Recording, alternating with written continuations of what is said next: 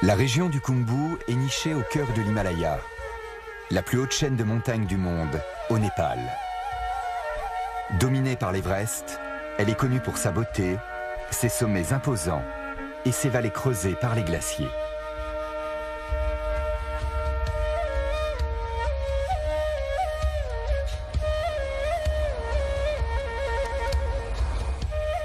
C'est la terre du peuple Sherpa et l'un des hauts lieux de l'alpinisme dans le monde. Elle est imprégnée par la culture Sherpa et la religion bouddhiste.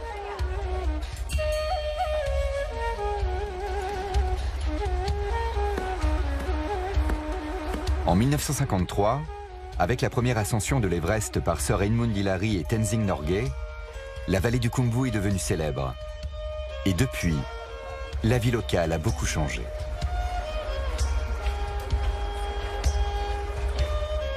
Auparavant, l'économie était dépendante de la courte saison agricole, de la vente de denrées alimentaires, mais aussi de vêtements au Tibet.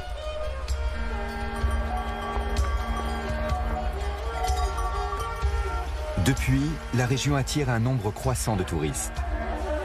Leur présence exerce une influence sur les habitants, avec une rencontre des cultures occidentales et asiatiques. De la capitale Katmandou au camp de base de l'Everest, les Népalais se sont adaptés à un nouveau mode de vie au fil des années. Les villages sont devenus touristiques, l'éducation et les services se sont améliorés. Les visiteurs ont afflué et les villageois sont devenus guides de montagne, porteurs ou aubergistes. Certains poursuivent leurs activités d'agriculture et d'élevage. Tous se battent pour préserver leur identité culturelle. La région s'est beaucoup développée depuis les années 1950, mais tout le monde n'en a pas bénéficié sur le plan économique. Malgré son évolution récente, la région du Khumbu reste un endroit unique au monde.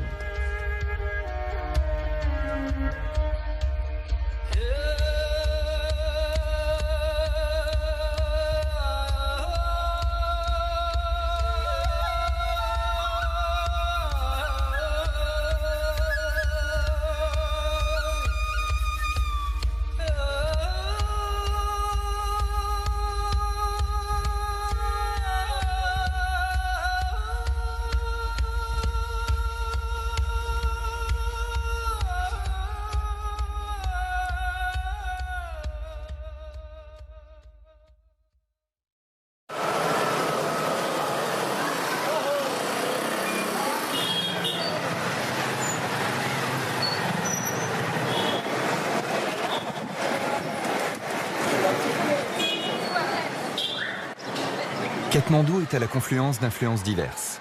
L'Asie et l'Occident, l'ancien et le contemporain, la tradition et la modernité.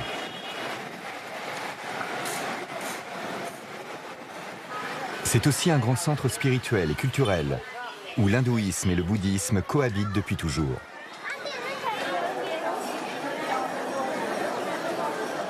À Katmandou, on pénètre dans un monde à part, qui ressemble parfois à un musée historique à ciel ouvert.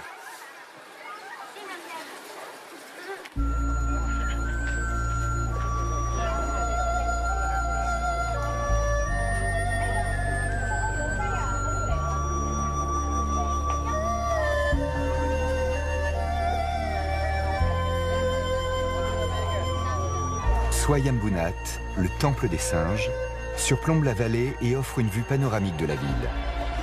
Son stupa est le plus ancien et l'un des plus sacrés du Népal.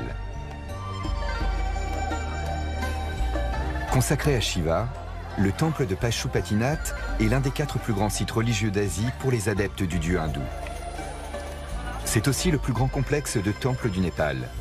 Il s'étend sur les 2 rives de la Bagmati, une rivière sacrée pour les hindous.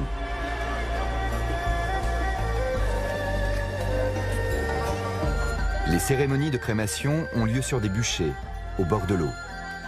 Ensuite, les cendres du défunt sont confiées à la rivière.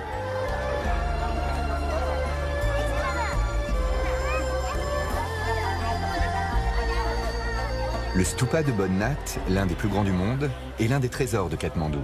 Classé au patrimoine mondial de l'UNESCO, il a dû être restauré après le séisme de 2015.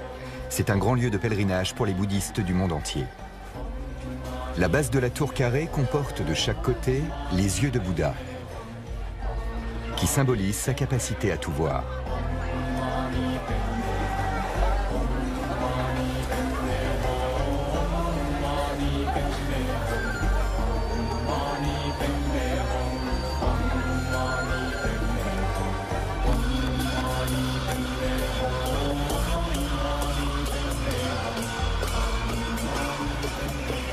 Le riche patrimoine du Népal est présent dans la capitale, mais aussi à Bhaktapur, une cité historique située à une dizaine de kilomètres à l'est de Katmandou.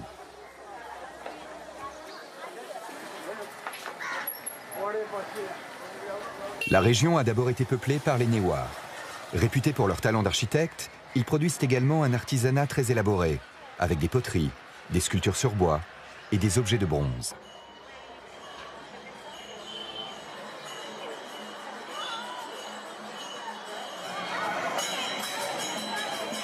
La qualité et la diversité des savoir-faire artistiques des Newars peut être admirée sur les temples et monuments de Bhaktapur.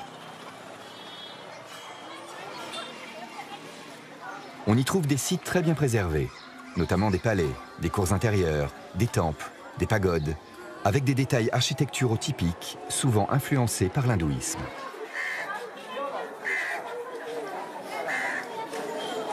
Le site le plus visité est Durbar Square, la place située devant le palais royal. Bâtie entre le XIIe et le XVIIIe siècle, elle comporte de nombreux temples et accueille toujours des cérémonies religieuses ou royales.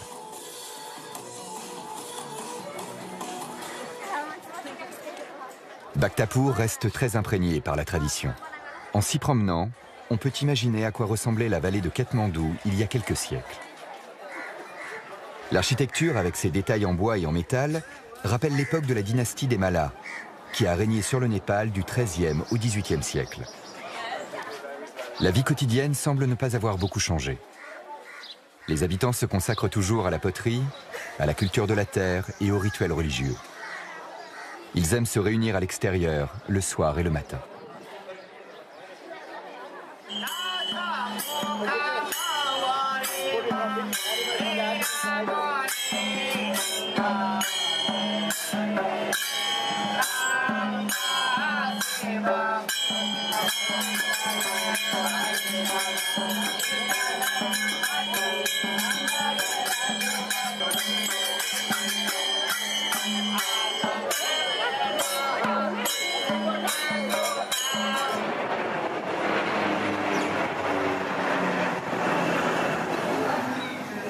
Une fois arrivés au Népal et avant de se diriger vers l'Himalaya, les étrangers font une halte à Katmandou, devenu un site touristique florissant. Le quartier de Thamel est le plus vivant, avec toutes sortes de boutiques de matériel d'alpinisme, pour tous ceux qui se préparent à affronter les montagnes.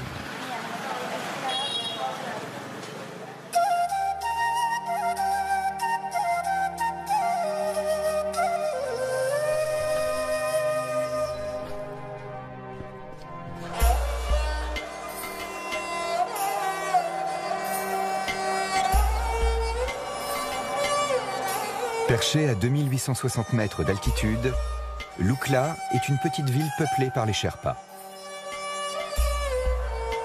C'est le passage obligé pour ceux qui veulent rejoindre le camp de base de l'Everest. Les touristes y arrivent après un vol de 40 minutes en provenance de Katmandou. L'aéroport a été bâti par Sir Edmund Hillary. Il se résume à une petite piste de seulement 527 mètres où les atterrissages et les décollages demandent une grande maîtrise, d'autant qu'il n'y a ni tour de contrôle ni radar.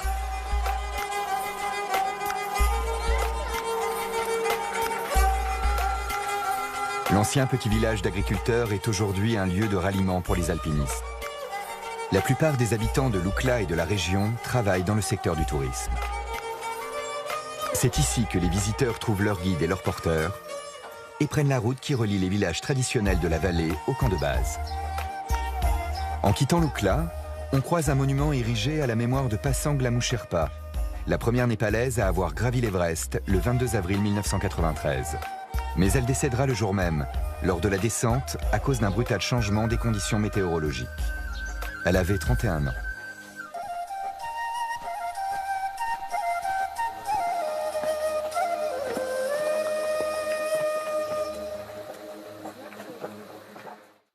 La plupart des gens qui naissent dans la région du Khumbu choisissent la randonnée de haute montagne. Ils veulent devenir guides de trekking parce qu'il n'y a pas d'autre emploi ici. Dès l'âge de 15 ou 16 ans, ils se mettent au trekking. Je suis né à Lukla. J'aime l'aventure, la nature et les voyages. Je fais ce métier depuis 7 ans. Mon père était déjà guide de trekking. Donc je fais aussi ce métier parce que je suis cette race. Les enfants de la région vont à l'école. Quand ils ont fini l'école, ils travaillent dans le secteur du trekking, dans l'Himalaya. C'est pour ça qu'à partir de 16 ans, j'ai commencé ce métier. Ça fait 24 ans. Quand j'étais porteur, en 1991-1992, on devait porter plus de 30 kilos sur le dos dans un panier et c'était très dur. J'ai été porteur pendant environ 2 ans à Pokhara et après je suis allé à Katmandou. On faisait le tour des sociétés de trekking pour chercher du travail. C'était toujours des expéditions de trekking, mais en camping. C'était très dur d'être porteur. En 1997, je suis devenu guide. Je n'ai pas reçu de formation, j'ai appris avec mes clients. C'est en étant porteur sur des treks avec eux que j'ai appris l'anglais. Ensuite, je suis devenu guide. Et maintenant, j'ai une petite entreprise. C'est moi le patron. Beaucoup de gens pensent que guide, c'est un travail facile. Mais c'est faux. Tous les jours, il faut savoir s'adapter. Si quelqu'un est malade, on doit faire des choix. On doit prendre les bonnes décisions. Si on se trompe, c'est fini. Le tourisme joue un rôle central dans le développement économique de la région. Les petits villages, devenus des sites touristiques, sont reliés par des sentiers et des ponts suspendus. Partout, des drapeaux de prière colorés protègent les voyageurs.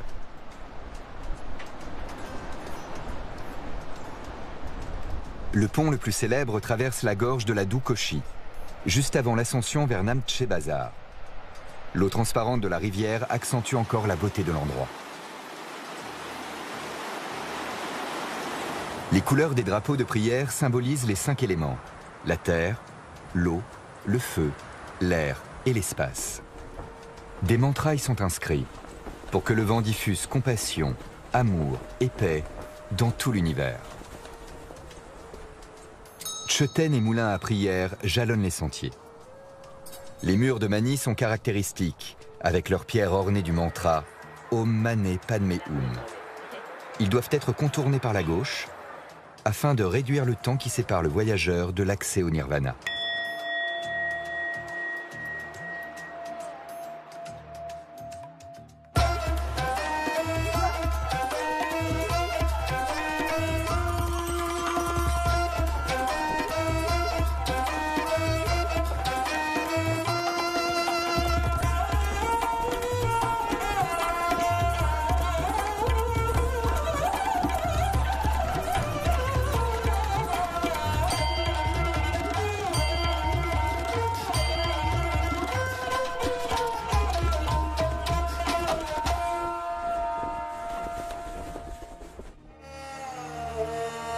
Perché à 3440 mètres d'altitude, Namche Bazar est la ville la plus populaire et commerçante du Khumbu.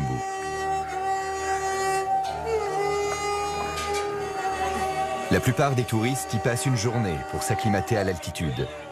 Ils y trouvent des auberges, des boutiques et des cafés. C'est là que les Sherpas des environs et les marchands tibétains se retrouvent pour troquer du fromage et du beurre de yak contre des produits agricoles. Le destin de Namche Bazar a été bouleversé par l'arrivée des premiers alpinistes et randonneurs dans la région. Aujourd'hui, c'est l'endroit le plus riche du Népal. À 1 heure de marche au-dessus de Namche Bazar, on peut voir les cimes impressionnantes des géants de l'Himalaya. Et au loin, le mont Everest. Un large sentier pavé relie Namche Bazar et Tengboche. Il est entretenu avec soin et protégé, notamment grâce à la présence et au travail de Pasang Lama Sherpa, le gardien du sentier. Il collecte les dons des visiteurs pour l'entretien du sentier. Il est là depuis 33 ans et compte veiller sur le sentier jusqu'à son dernier souffle.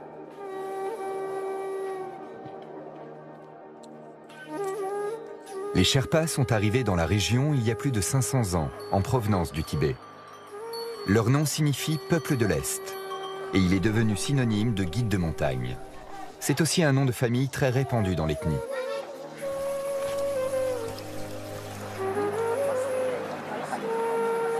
Avant la première ascension de l'Everest, les Sherpas se consacraient à l'agriculture et au commerce. Sir Edmund Hillary leur a ouvert la porte vers l'industrie du tourisme et ils sont devenus aubergistes et guides. Malgré l'affluence des visiteurs, de nombreux Sherpas sont encore pauvres. Ils survivent grâce au commerce et à l'agriculture de subsistance. Ils cultivent du blé ou des pommes de terre et certains élèvent des yaks.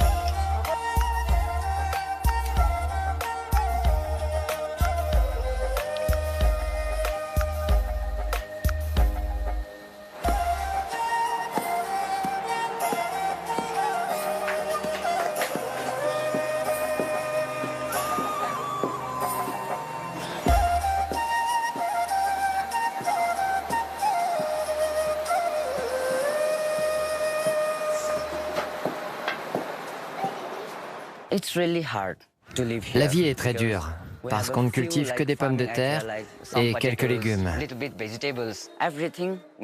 Tout le reste, il faut l'acheter et ça coûte cher. Et on n'a pas de bons moyens de transport. Ça peut être à dos de yak ou de mule, ou alors par avion ou hélicoptère. Il fait froid, il y a de la neige et du vent, donc c'est difficile. Toute ma famille est née ici à Monjo. J'ai 2 enfants qui sont nés ici aussi. Mon père était fermier et quand j'étais petit, il est tombé malade. J'ai dû arrêter l'école pour aider ma famille. J'ai travaillé pour une entreprise de trekking pendant 4 ou 5 ans et je suis allé à Tamserku. J'ai été guide pendant presque 8 ans. Ceux qui vivent à Namche ou en dessous sont les plus heureux parce qu'on peut cultiver la terre et qu'elle donne bien. On cultive des pommes de terre et des légumes toute l'année, mais on ne gagne pas assez. Ceux qui vivent à cette altitude savent bien qu'il neige et qu'il fait froid en hiver, que c'est humide en été, donc ils ont l'habitude. Dans cette région, les Sherpas travaillent dans le secteur du tourisme pour gagner leur vie. Mais ceux qui vivent en dessous de Lukla n'ont pas de travail. Le rôle des femmes, c'est de s'occuper des enfants et de cultiver la terre. On doit se réveiller tôt le matin pour offrir de l'eau aux dieux et prier pour eux. Ensuite, il faut préparer à manger pour les enfants, faire le ménage et l'après-midi, les travaux des champs. Même les femmes s'occupent des champs et des yaks. On s'est adapté. Ma mère élevait les yaks et mon père allait au Tibet pour ramener des produits comme des couvertures, du sel et beaucoup d'autres choses. Quand j'avais 9 ans, je suis allée à l'école.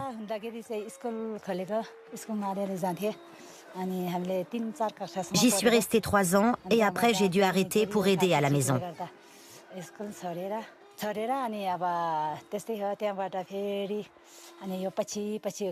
À l'époque, personne ne connaissait l'anglais. On ne parlait même pas népalais ici.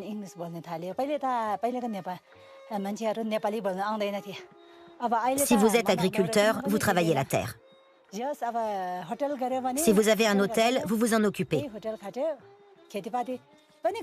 Mais beaucoup de gens font les deux, parce qu'on n'a qu'une récolte par an. C'est dur. Mais on porte des vêtements chauds en hiver et plus légers en été. Une fois que vous êtes habitué au climat, tout va bien. Vous êtes heureux. Ceux qui sont nés au-dessus de Lukla, à Namche et tout autour sont des Sherpas. Ils travaillent comme guides pour les expéditions sur l'Everest et les autres montagnes. Certains ont fait des études à Katmandou ou même dans d'autres pays. Et ils sont très riches grâce aux touristes. Ceux qui vivent en dessous de Lukla n'ont pas assez de travail. Ils viennent dans le haut de la vallée du Khumbu pendant la saison touristique pour être porteurs. Il y a deux types de transport, à dos de yak et à dos d'homme. Ceux qui sont porteurs et qui viennent d'en bas ont de la chance s'ils ont un bon salaire. Mais c'est pas toujours comme ça. Certains doivent porter 90 ou 100 kilos sur leur dos et ils sont mal payés. C'est très dur. En dessous de Lukla, les gens sont très pauvres. La situation est très différente entre le haut et le bas du Khumbu. Si vous allez dans le bas de la vallée, vous serez étonné. En haut, c'est très développé, mais en bas, on dirait qu'il y a 10 ou 20 ans de retard.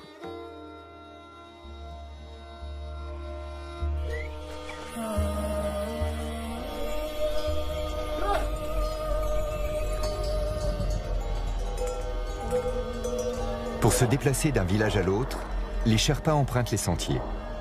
Tout ce qui doit être transporté l'est sur des yaks ou à dos d'homme. Les porteurs ont souvent 50 à 70 kilos sur le dos, mais ils ne bénéficient pas de la richesse relative apportée par le tourisme. Beaucoup appartiennent à des ethnies installées plus bas dans la vallée. Ils viennent dans les hauteurs du Khumbu à la saison des ascensions pour gagner un peu d'argent. Ils portent des paniers en osier sur leur dos, maintenus par une lanière autour du front pour mieux répartir la charge. Et ils s'aident avec des bâtons de marche.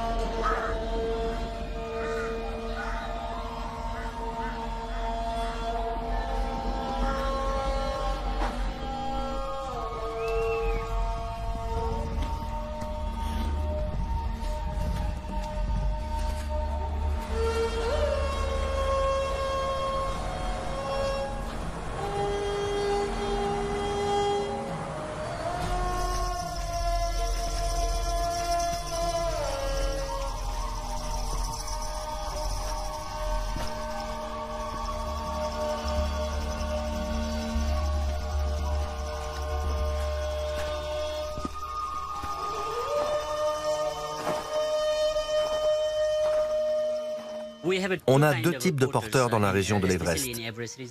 Ceux qui sont réservés aux touristes et ceux qui livrent les marchandises, par exemple dans les maisons de thé. Et eux, ils sont encore plus forts que les autres. Certains peuvent porter 90 ou même 100 kilos. C'est un travail pénible et bien sûr, ils gagnent beaucoup moins que les porteurs pour les touristes. C'est très dur. Les porteurs qui vivent en dessous de Lukla sont surnommés ceux des basses terres. Ils sont porteurs parce qu'ils n'ont pas les compétences pour être guides. Cole sont les seuls à pouvoir être guides. Les autres qui ne sont jamais allés à l'école sont porteurs. S'ils ne faisaient pas ça, ils n'auraient pas d'argent pour faire vivre leur famille. Ils n'ont pas le choix. Pour moi, ils sont les héros de l'Himalaya. Je les applaudis parce qu'ils sont formidables. Ils portent leur charge à 4000 ou 5000 mètres. Sans les porteurs, on ne pourrait pas aller si haut, parce qu'on a besoin d'emporter plein de choses. Les porteurs de la région du Khumbu ne sont pas bien payés. Ils ne sont pas bien nourris et pas bien logés quand ils sont là-haut. S'ils n'étaient pas là, le Khumbu aurait un gros problème. Ce sont les héros de l'Himalaya. On était à l'école primaire ensemble. Et c'est mon meilleur ami. On faisait aussi des treks ensemble. J'ai commencé à être porteur quand j'avais 15 ans. Aujourd'hui, j'en ai 19. Je n'aime pas vraiment ce travail, mais je dois le faire pour ma famille et pour mes études. C'est très difficile parce qu'on est mal payé et qu'on est loin de notre famille.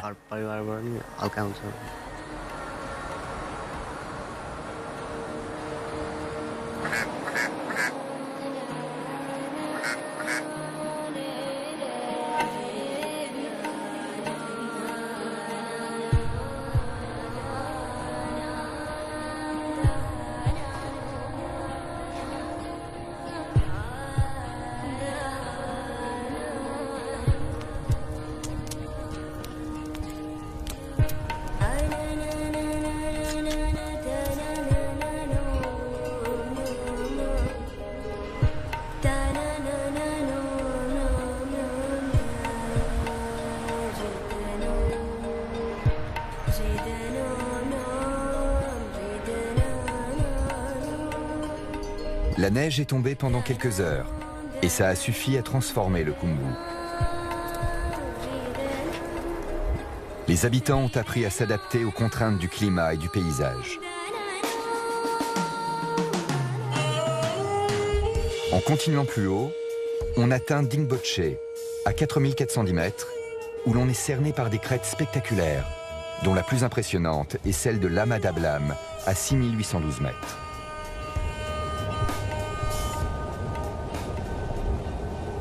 Ensuite, sur la route jusqu'au camp de base de l'Everest, l'Himalaya se déploie comme un gigantesque arc de cercle, dont le point culminant s'élève au-dessus de la ligne de neige.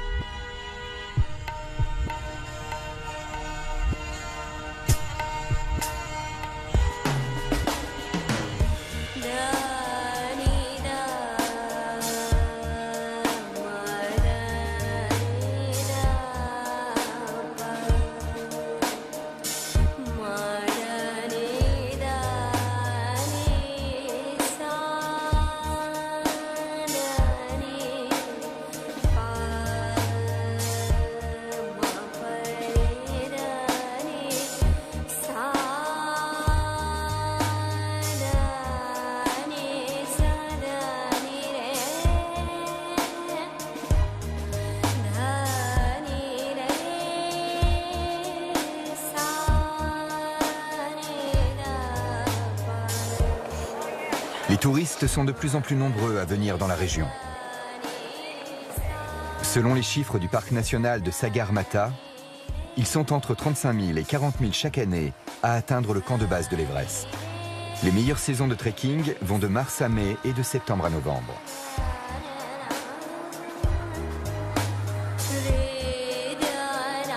La gestion des déchets est un problème dans la région. Un comité de contrôle de la pollution sensibilise les habitants et les visiteurs sur leur élimination et le respect de l'environnement. Des porteurs viennent de Namche Bazar pour vider les poubelles et descendre les déchets dans la vallée. On est très heureux d'avoir les montagnes. C'est une chance pour nous. C'est pour ça que les touristes viennent au Népal. C'est bon pour nous parce que ça nous fait des revenus. En venant ici, les touristes aident les habitants, qui deviennent porteurs, guides ou aubergistes, dans la région, mais aussi à Katmandou. Bien sûr, l'activité touristique est bénéfique pour le Népal, mais tout le monde n'en profite pas. Si le gouvernement met en place une bonne gestion du tourisme, ça pourra être mieux pour tout le monde. On doit aussi protéger la nature, ne pas la polluer et respecter l'environnement. Si on fait ça, ce sera mieux pour l'activité touristique et pour notre pays. Le tourisme aide beaucoup la région du Khumbu. 95% des gens en dépendent et le gouvernement collecte des taxes qui viennent en majorité du tourisme. On a de la chance d'avoir des touristes dans notre région. Autrefois, avant que le tourisme se développe, mon grand-père devait aller jusqu'à Kateri en portant des sacs de sel pour les échanger contre du riz. À l'époque, il fallait faire du troc pour survivre. Depuis l'arrivée des touristes, ça va mieux dans la région du Khumbu. Grâce au tourisme, on n'en est plus là. Sans lui, on devrait retourner au système du troc. Et on serait obligé de vivre comme nos grands-parents.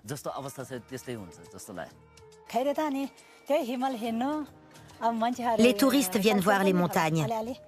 Et ensuite, ils découvrent la culture et le mode de vie des Sherpas. Ils voient quels légumes on cultive, quels animaux on élève. Ils parlent des langues étrangères et ça fait plaisir de les entendre. Dans ce métier, on rencontre des gens de pays différents comme la Russie, le Japon, l'Italie, l'Allemagne. Les chiffres augmentent d'année en année, parce que les gens qui ne vivent pas au Népal ont toujours envie de voir l'Himalaya. Ceux qui travaillent pour les touristes sont des gens consciencieux, sympathiques et honnêtes. Bien sûr, il y a de plus en plus de touristes. Tous ceux qui travaillent dans le secteur du tourisme, et même le gouvernement qui collecte les taxes, s'attendent à ce qu'il y en ait trop. Et si ça arrive, ce sera un problème.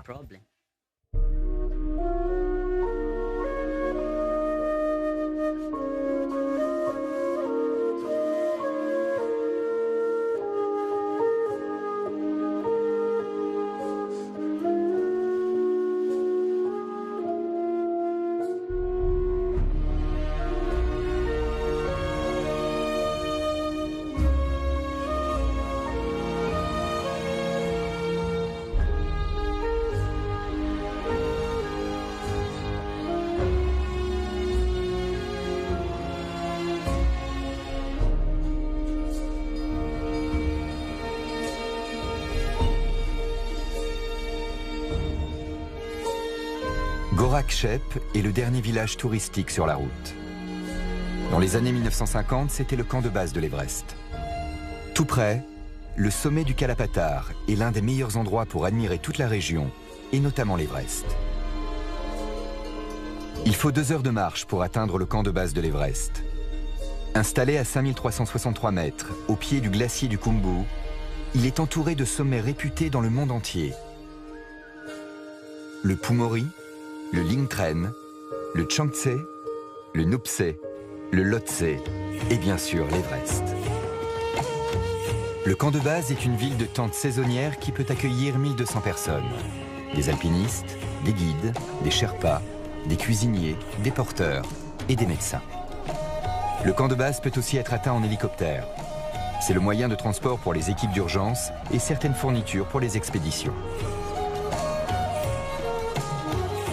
Le glacier du Khumbu est couvert de débris rocheux. Il s'étend entre le mont Everest et la crête de Lhotse Nuptse. C'est le plus haut glacier du monde et avec ses 12 km de long, le plus grand du Népal.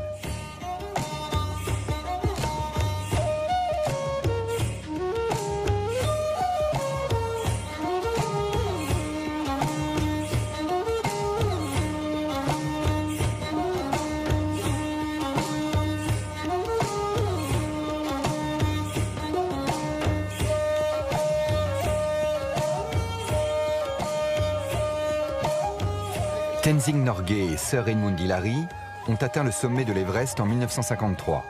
Et cet exploit a braqué les projecteurs du monde entier sur la région et les Sherpas. De nombreuses avancées majeures en matière d'éducation, de santé et d'infrastructures datent de cet événement. Le travail humanitaire de Sir Edmund Hillary pour le Népal a changé la vie des habitants.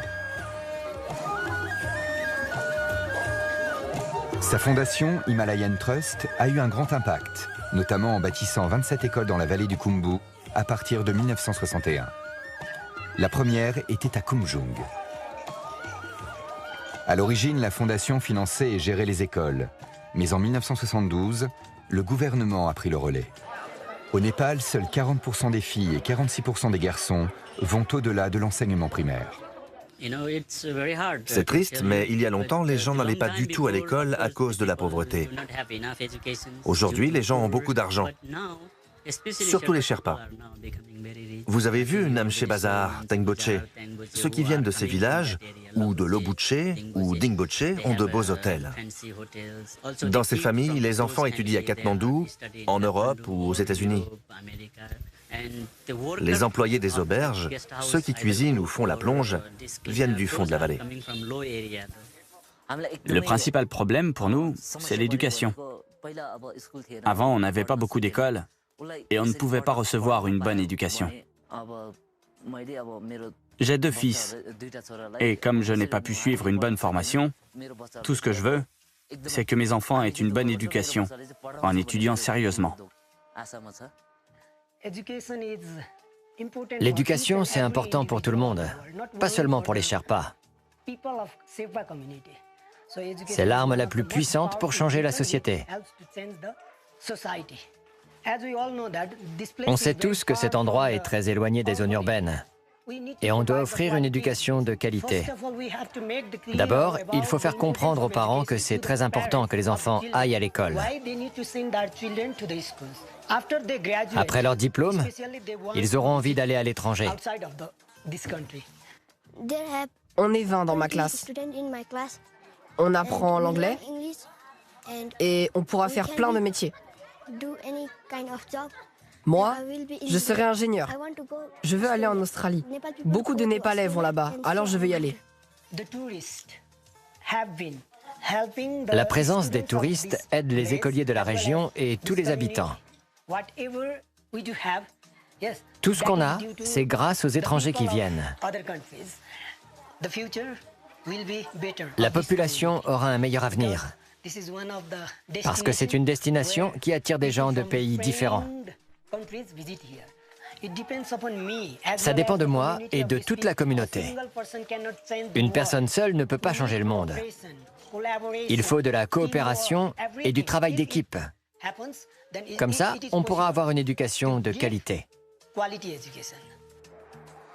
Si l'accès à l'éducation s'est amélioré rapidement depuis plusieurs décennies, le taux de scolarisation reste insuffisant. De nombreux parents ne peuvent pas se permettre d'envoyer leurs enfants à l'école, mais les autorités sont conscientes que la lutte contre la pauvreté passe par une meilleure éducation.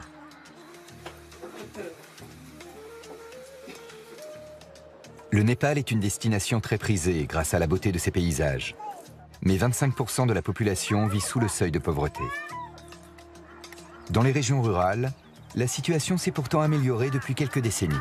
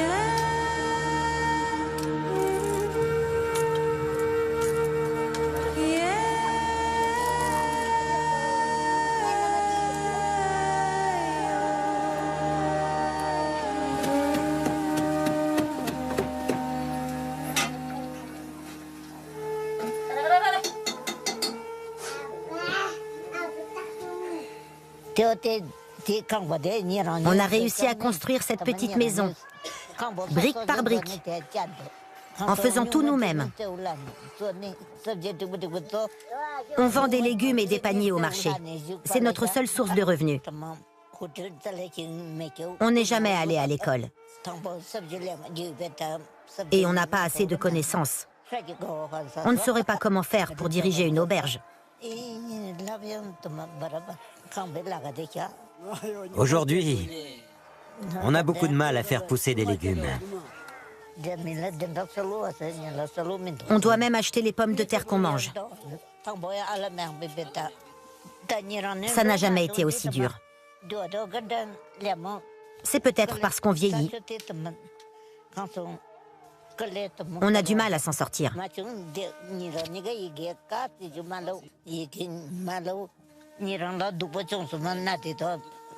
On doit se battre.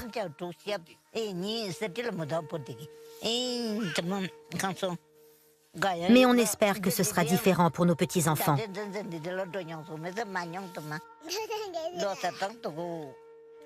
On espère qu'ils auront de l'aide et des bourses pour aller à l'école plus tard.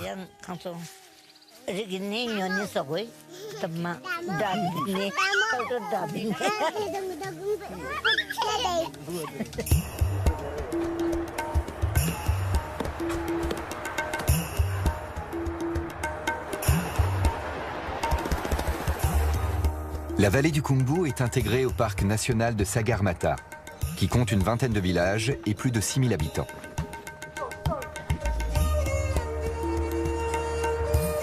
Les ethnies de la région sont là depuis au moins 4 siècles et perpétuent leur culture, leur mode de vie et leur religion. Elles ont notamment un grand respect pour la nature et les animaux et mangent peu de viande.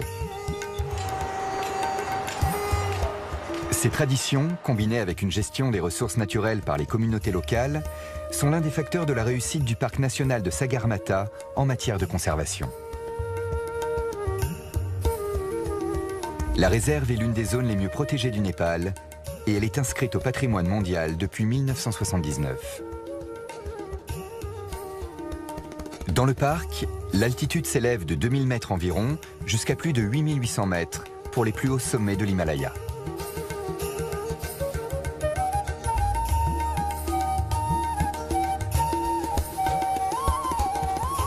Le parc compte de nombreux glaciers qui apportent de l'eau douce aux populations installées en aval. Le parc préserve non seulement les richesses du site, mais il se charge aussi de surveiller l'impact du réchauffement climatique sur la flore, la faune et les habitants.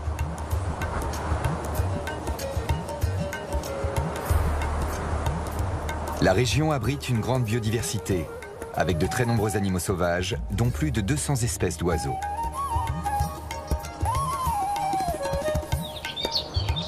On peut en croiser beaucoup le long des sentiers, dont l'accenteur de l'Himalaya, le garrulax à face noire, le crave à bec rouge, le rouge-queue à front bleu, la cibia casquée et des espèces de haute altitude comme le tétraogale du Tibet.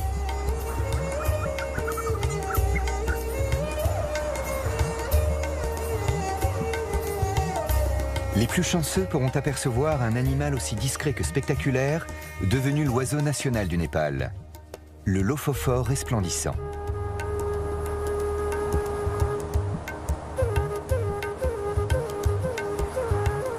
Plusieurs grands mammifères vivent aussi dans la région.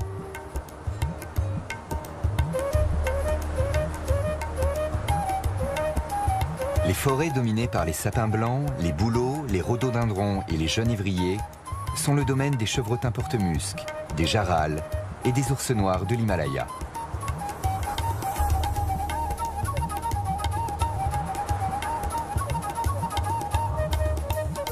Le parc naturel offre des paysages magnifiques, dominés par la plus haute montagne du monde, mais aussi une grande richesse géologique et sauvage.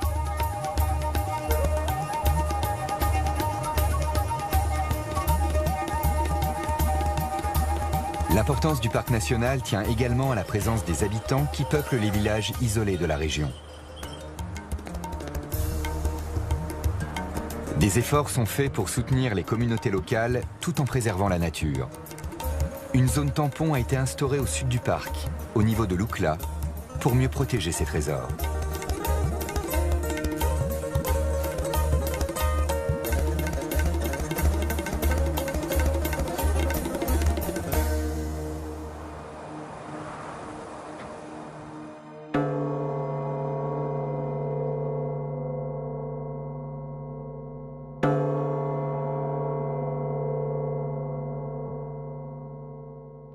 Grâce aux progrès économiques, la qualité de vie s'est améliorée dans la région, avec l'arrivée de l'électricité, de la télévision par câble, d'Internet et de nouvelles constructions.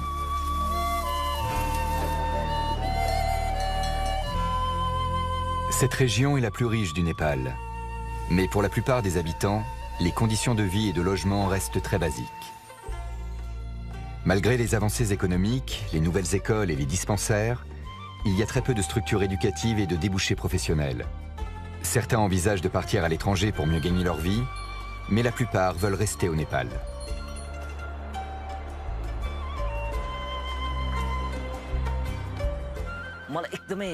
Je suis très heureux d'être né dans le Khumbu. J'habite ici. J'en suis très fier. Ma famille vit ici et elle est très heureuse aussi. J'espère que mes enfants resteront et feront de grandes choses. Je n'ai pas envie qu'ils partent à l'étranger.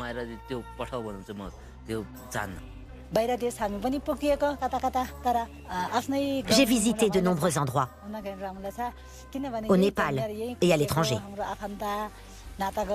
Mais c'est chez moi, dans mon village, que je me sens le mieux et en paix. Je suis très fier et très heureux. Quand je suis arrivé, j'ai été surpris et impressionné de voir que cette région est bien équipée, à l'exception des transports. Un jour, j'espère être chanteur. Je ne veux pas vivre ailleurs qu'au Népal. Je veux continuer à être guide. Je dois encore progresser. J'aime vraiment ce travail. Je ne le fais pas pour l'argent, c'est ma passion. Je ne veux pas aller à l'étranger. Je veux ouvrir une maison de thé. On verra bien.